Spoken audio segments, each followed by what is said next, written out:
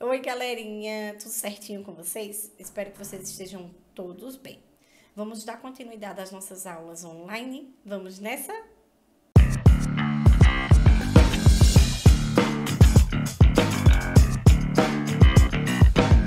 Hoje nós vamos ver um assunto de suma importância, que é o desenvolvimento embrionário, como é formado os embriões a partir do momento da fecundação, certo?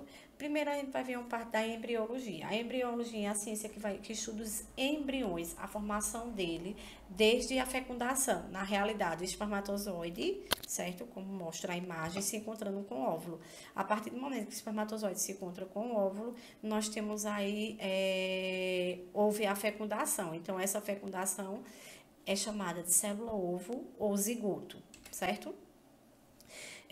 O zigoto é justamente o portador do material genético, é todo o material genético vindo da mãe e vindo do pai, tá certo? Então, cada um ele caminha 23 cromossomos, tá? O total dos dois, quando se une, são um total de 46 cromossomos.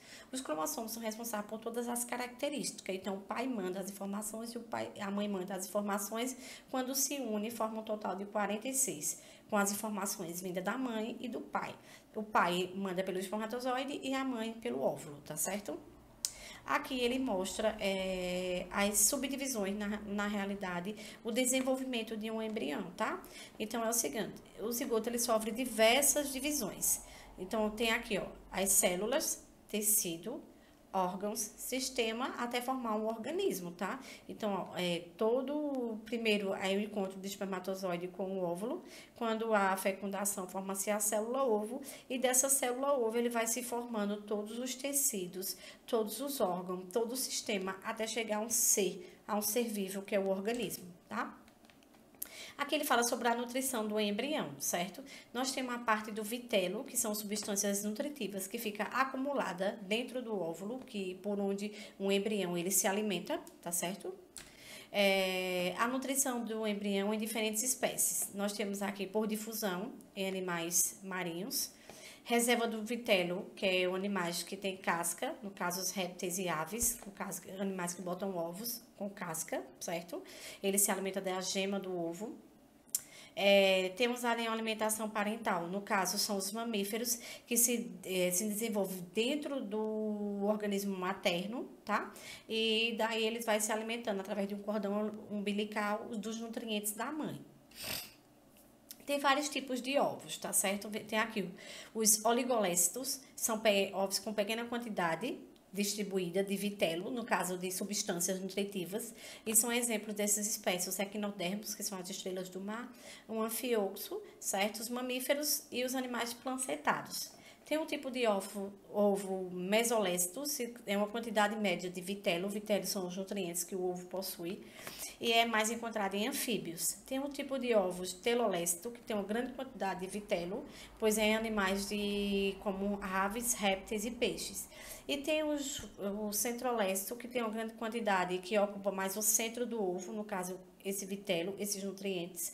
E são animais como os artrópodes, que são os insetos. Tem os aracnídeos também, que inclui essa classe aí também, tá certo? Então, isso aqui, minha gente, são os tipos de ovos. São animais que colocam ovos, tá certo? E esses animais que colocam ovos, eles têm a quantidade de vitelo, de nutrientes diferenciada.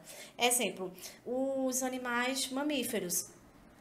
Nós temos uma espécie de mamíferos que colocam ovos, tá? Que é a equidna e o ornitorrinco. São mamíferos, mas colocam ovos, tá? Porque, na realidade, ele tem características que ficam pertencentes à classe dos mamíferos, como glândulas mamárias, glândulas sudoríparas, tá certo? Que é a classificação dada dos mamíferos, mas que, na realidade, são animais que colocam ovos. É a única exceção nessa classe, tá certo? Então, é um tipo de ovo oligolécito, onde ele tem uma pequena quantidade de vitelo, certo? Onde ele se desenvolve, ok?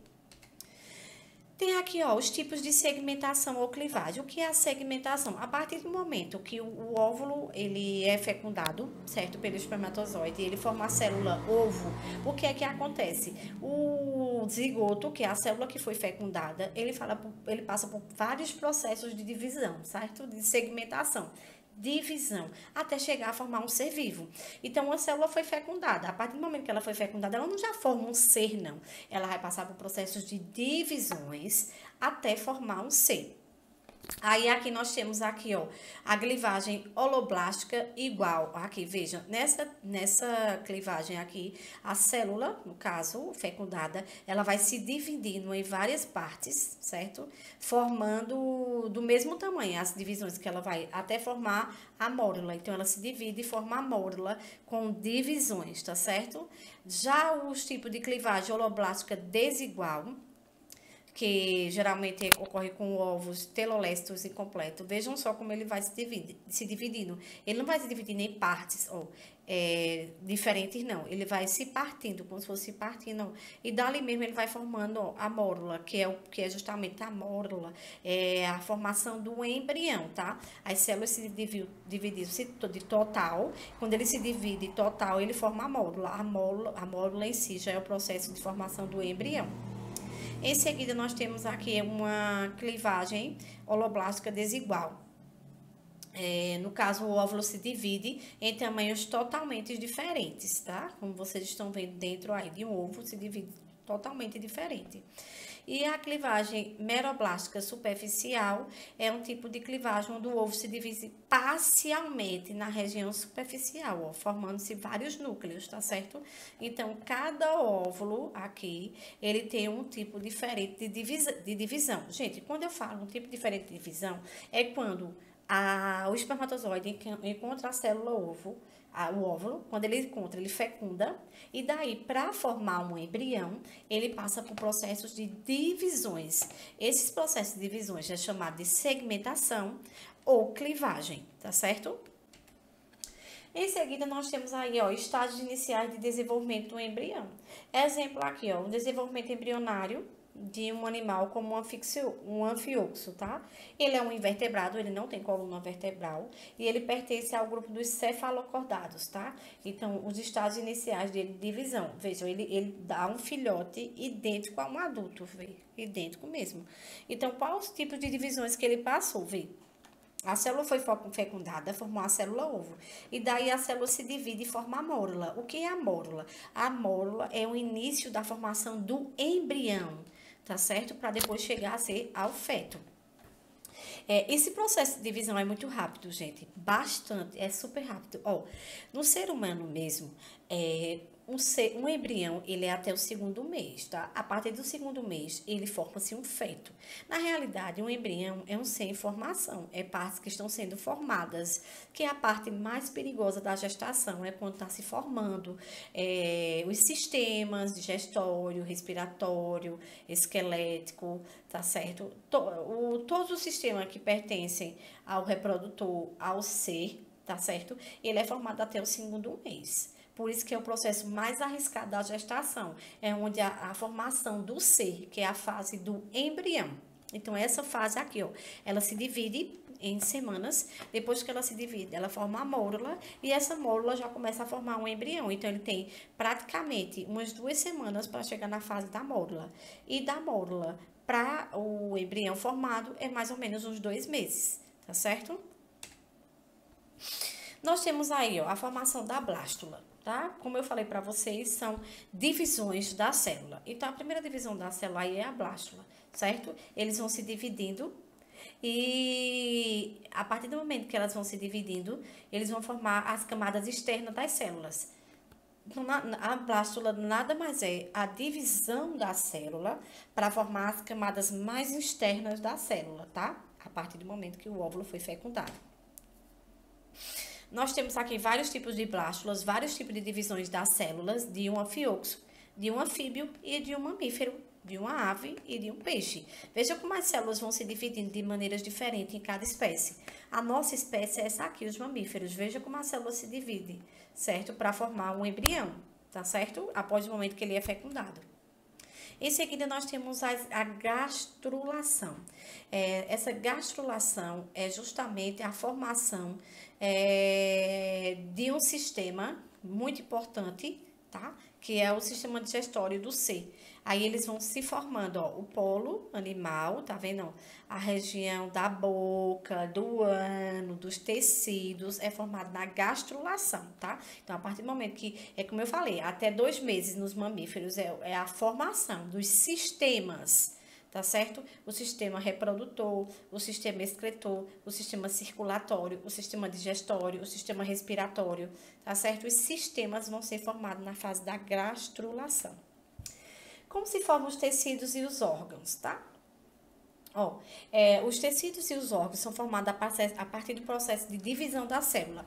É aqueles processos que eu falei anteriormente a vocês. A partir do momento que as células estão se dividindo, ele está formando todos os tecidos e os órgãos dos seres, tá? Nos mamíferos do ser humano, eles são em torno de 2 meses para formar todos os sistemas, tá certo?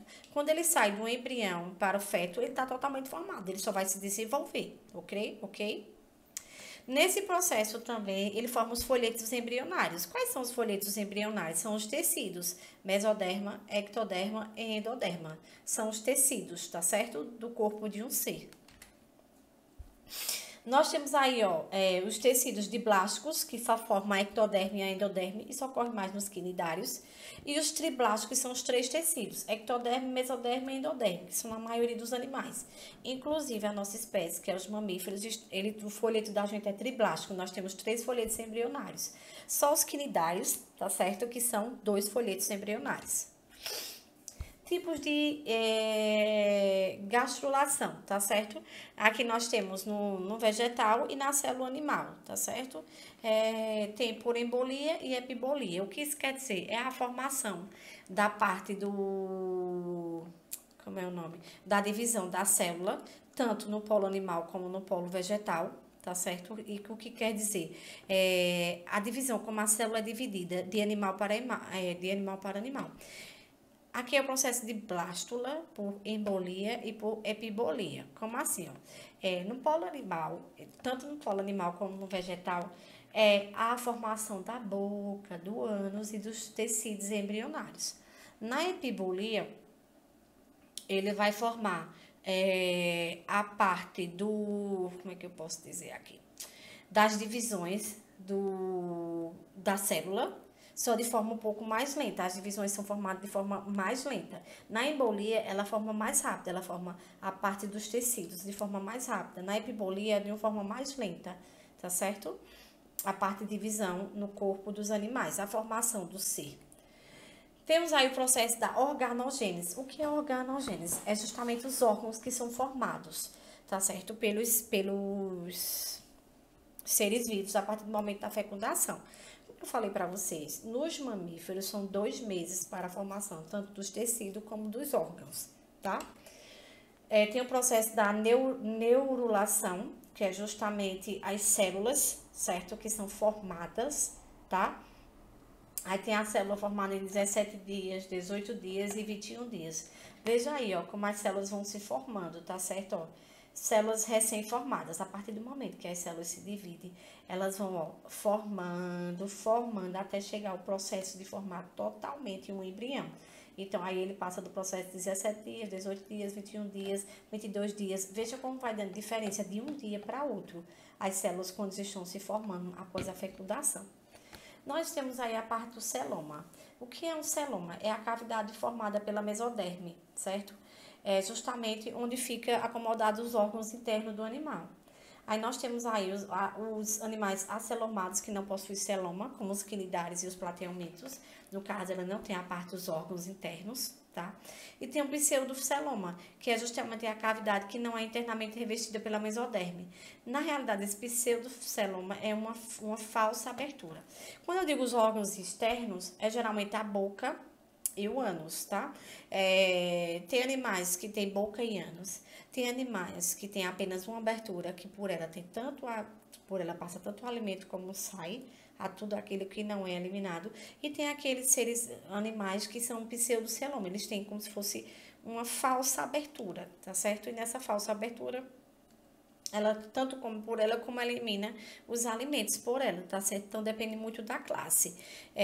Nós temos o celoma, tá certo?